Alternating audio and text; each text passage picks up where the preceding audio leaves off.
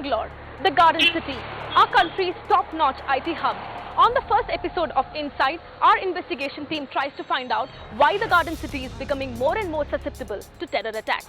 4 terror strikes in 8 years is something that has left the citizenry of Bangalore and the rest of the country shell-shocked. In the course of the next half hour, we will try and uncover the real story behind the Bangalore terror strikes. "10:36 a.m. Malleshwaram in Old Bangalore. A calm neighborhood, more famous for its restaurants. A CCTV camera positioned catches the calm. And then suddenly, a loud noise. And people start running. Terror has struck the IT hub of Bangalore again. A car up in flames. Shocked residents trying to douse the fire. Shattered glass pieces. Charred remains of vehicles. A blast that left a peaceful neighborhood terrified. And all this right next to the BJP headquarters.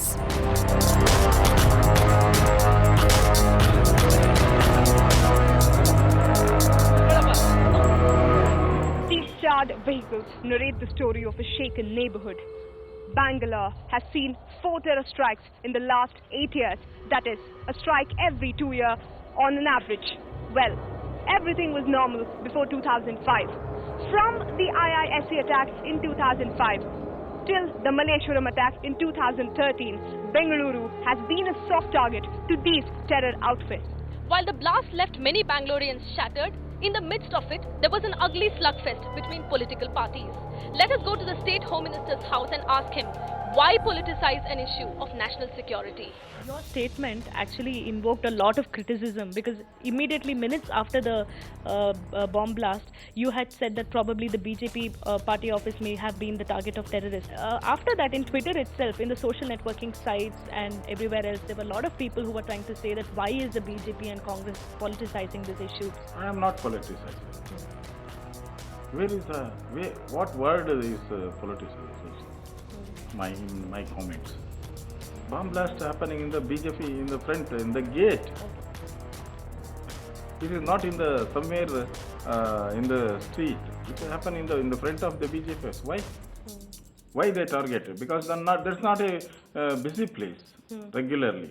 Because election is there, that's why the busy place. Otherwise, nobody is there. Every day, 5 to 10 members coming to our office, then they will go out. So this is the time they selected because last time 3 years back they selected Chinnaswamy Stadium because the cricket matches are going on. Same thing they are targeted the BJP office. Why? I don't know. What is the reason? I don't know. After the investigation only we can say. But this is not a politicization. But did the Home Minister call you, sir, just to know? No, they are not called in.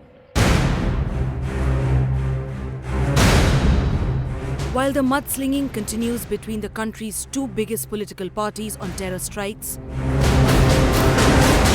on sharing of infrastructure from centre to states, it is quite understandable why since 8 years, the investigation into the Bangalore terror strikes have not reached its logical end. On 27 December 2005, Bangalore was witness to its first ever terror attack at the IISc campus here. Since then, a series of blasts have rocked the Garden City. Professor M.C. Puri, a professor at IIT Delhi, had come here to the IISc campus to attend a conference, and he had lost his life after terrorists gunned him down. Several years have passed since this incident, but the investigative agency has still not been able to arrest the mastermind behind this most sensational case. Professor M.C. Puri, the first victim of Bangalore's terror strike, His family and colleagues still remember him as a man who died saving the lives of 3 others. At an educational institution where my father was attending a conference, and then we came to know that my father was critically injured, and after that, about an hour after that, we got a colleague, his colleague called us to inform us that he was critically injured, very serious, and then later on we got a call from his colleagues that he was no more. It was then flashing in the television also. The family still trying to come to terms with their loss. Feeling dismayed at the Bangalore police for having taken 8 years to investigate and yet not arrest the man who pulled the trigger. For the next 2 days, about this incident, and even today, it's an irreparable loss, and we miss him, and the family has not recovered from this. These type of incidents happen, but families which have to face these type of incidents never recover. Some scars always stay, and it becomes very difficult to cope with life after that. While Professor M.C. Puri's family is still fighting for justice, justice is delayed even for the second victim who lost her life in the 2008 Bangalore serial explosions. In May 2008, as part of its investigation, Huji operative Muthakil was subjected to a narco examination, where he confessed about active Huji cells in India. वहाँ पे काजल के साथ और याहिया और शाहिद के साथ कुछ chemical खरीदने के लिए बातचीत हो रहा था. मैं उस वक्त वहाँ पे था, लेकिन मेरा इस बारे में केमिकल वगैरह के बारे में दाम कीमत के बारे में पता नहीं था, इसीलिए मैं उस वक्त उनके साथ बातचीत नहीं कर पाया. लेकिन क्यों खरीदना है? शायद उन लोग कुछ एक्सप्लोसिव बनाना चाहता था. इंडिया का? उन लोगों का टारगेट इंडिया था. इंडिया का कहाँ पे? वाराणसी का? ये पता नहीं. जब अरेस्ट होने से पहले यही जानता था शायद के बारे में. अरेस्ट होने के बाद दिल्ली पुलिस हमको बात आया कि वो बहुत बड़ा वांटेड है, और वो बिहार, फिर और एक जगह हैदराबाद और बेंगलोर में वो लोग ब्लास्ट वगैरह किया है याहिया के साथ मिलके. But actionable intelligence was perhaps lost in the files. Within 2 months, serial explosions shook Bangalore again. 4.5 years ago, on 25th of July 2008, a series of 9 explosions rocked Bangalore city. At around 1:20 p.m. that day, here at the Madiwala bus stand, a woman lost her life when a bomb went off while she was waiting here at the bus stand. The centre was then quick to say that LAT or Simi might have been involved in the blast, while the Bangalore police said that Indian Mujahideen or Huji might have played a role. But sadly, to this date, none of these agencies have any concrete findings, and the perpetrators of the Bangalore serial blast have still not been brought to justice.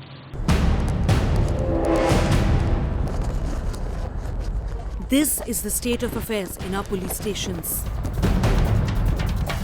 What more apathy can be shown to the victim of a terror attack that the Bangalore police doesn't even have the name of the woman who lost her life on that fateful day. ನೀವು ಸ್ವಲ್ಪ important ಆಗಿರೋ controversial files ಎಲ್ಲ ನೀವು separate ಆಗಿ ಇಡೋದಿಲ್ವಾ?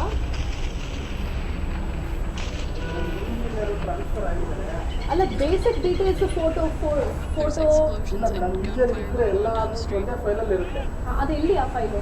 ಅದೇ ಕಾಣ್ತಾ ಇಲ್ಲ, ಹುಡುಕ್ತಾ ಇಲ್ಲ. ನಾನು ಲಾಸ್ಟ್ ಟೈಮ್ ಎಲ್ಲ ಯಾರೋ ಇಂಜಿನಿಯರಿಂಗ್ ನಡಿಬೇಕಂದ್ರೆ ನಾನು ಹುಡುಕ್ತಾ ಇದ್ದೆ, ಸಮೀಪದಲ್ಲಿ ಏನಾದ್ರು ಇದೆಯಾ ಅಂತೇಳಿ.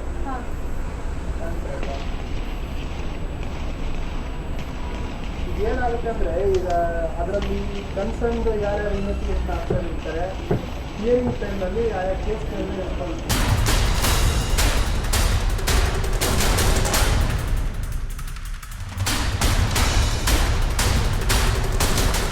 IPL season yet again, but IPL 2010 will be one season of this league that Bangalore will not forget so easily. Why? Because amidst all the cheer, all the celebration and tight police vigilance, terror struck a stadium completely occupied by cricket fans. And again, it was the same helplessness. Arrests were made, but after a very long time, and justice still hangs in the balance.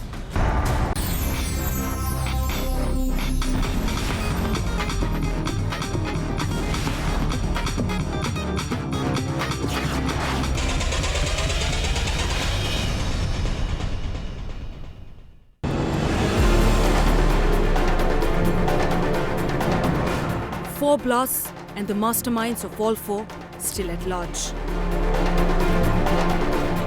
With all the intelligence reports, multiple investigative agencies probing both at the center and the state, the establishment is seen biting its nails in front of the huge web of terror.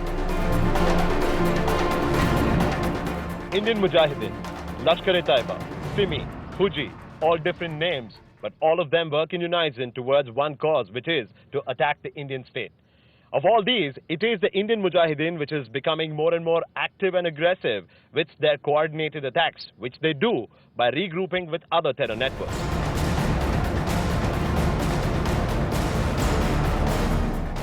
To what extent is the Bhatkal brothers involved, and what are the measures that are being concretely taken on the ground to bring these perpetrators to justice?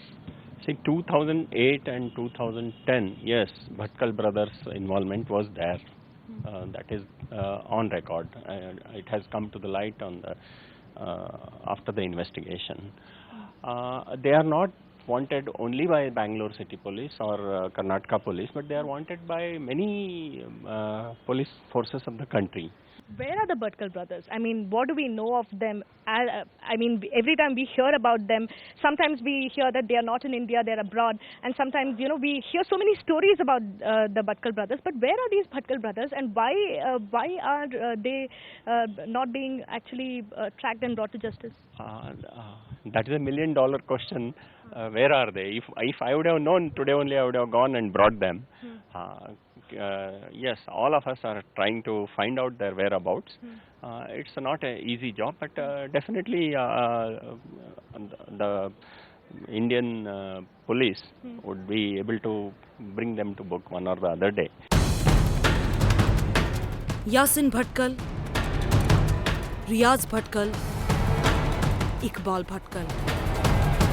More famously known as the Bhatkal brothers, the trio wanted for multiple terror cases.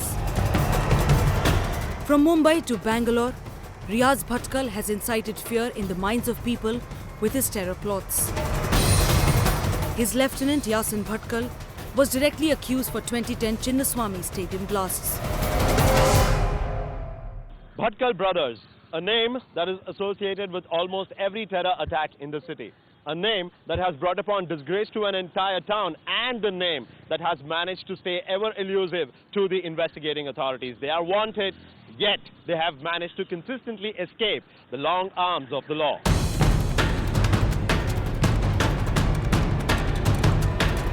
Times now had tracked down the residents of the Bhatkal brothers isolated from the village. Infamous and disgraced within their own community, the family continues to live in a state of denial, rejecting all allegations against their sons. Bhatkal is a port town on the Arabian Sea. Suspicion stalks the town that's being described in some circles as the home of the Indian Mujahideen. Riaz and his brother Iqbal are the two founders of the Indian Mujahideen. And the man who runs the outfit is Ahmad Sidi Bapa, alias Yasin Bhatkal. When we came to the sleepy village, the ancestral home of the Bhatkal brothers was locked, and villagers unwilling to comment. Everyone in Bhatkal wants to erase the memory that has made their city infamous. Riaz operates from Pakistan, while Yasin and his module operate plotting terror like this strike in Hyderabad. What we've seen is very, very evident is almost over 1,000, 1,500, 10 times the figure, that amount of crores worth of rupees which has been, actually gotten from through fake currency, basically. That is one of the major sources of funding. And then they have, money which is coming in through trade of narcotics and a gun supply and things like that. How it actually works, and then of course there is a lot of remittance of Gulf. If you want Bangalore in specific, where they pick up funds, there's a remittance of Gulf money. Gulf money which is coming in through a hawala. So there's a great amount of that which is not accounted for. So a lot of people, they have been using this kind of money for terror activities. Bangalore has been witnessing one attack after the other, which speaks for the poor plight of security in the state, which actually needs a revamp.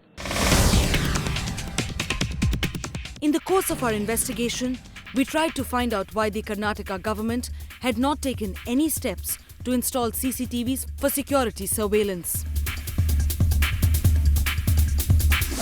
And what we came across was even more shocking. Though the Karnataka government has said in 2008 that 500 CCTV cameras will be put up, 4 years later, the project is still caught up in procedural and legal tangles. The blast in Bangalore on Wednesday yet again highlighted the importance of CCTV cameras in handling terror. We're on our way to the DGP's office to put questions about why the state has not installed CCTV cameras for security purposes. I think we've made a lot of progress. Much more needs to be done, there's no denying that, but we have made progress. In the days to come, in the months to come, I'm sure the progress will pick up rapidly and we will have coverage, camera coverage. I wouldn't say the entire area, because large portions of vulnerable areas should be covered. This document that I obtained through RTI clearly shows the Karnataka High Court in its November 2011 order strongly criticizing the state government for the unjustifiable delay in the implementation of the CCTV project.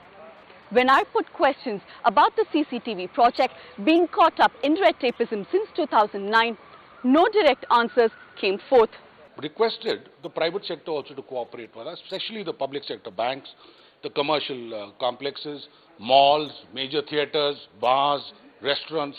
We've asked them also to put up cameras that will help not only in their cases protecting their establishments, but also help the police in maintaining order, in detecting crime, in collection of evidence. So this is the process that we've taken forward, and I can give you the figures if you give me some time. The pertinent question here is, why is Bangalore becoming a soft target? I'm standing right outside the ISRO building, the very same building where a woman last year managed to breach security by showing a fake ID, and she even managed to stay in the ISRO guest house for 2 whole days. While ISRO management maintains that the woman did not have any access to sensitive information, these instances reveal glaring details of the lack of Bangalore's security preparedness.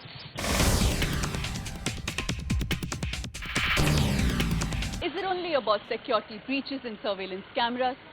Even when it comes to filling up vacancies within a police force, the attitude of the state government seems to be completely laid back.